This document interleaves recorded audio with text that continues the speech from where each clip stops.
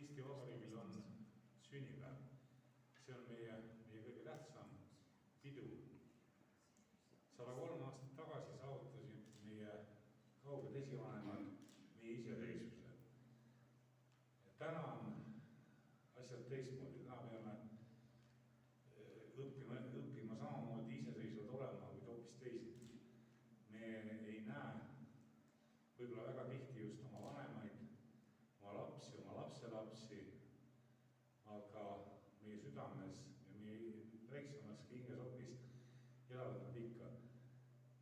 Et ma arvan, et see aeg saab peagi mööda ja siis on ka peod pisut suuremad ja saame tähistada kõiki muid pidupäevi. Tänapäeval me ei saa käia ei teatris ega kontserdil ega pidudel nii palju, kui me võib-olla sooviks. Aga küllap tuleb ka see aeg tagasi.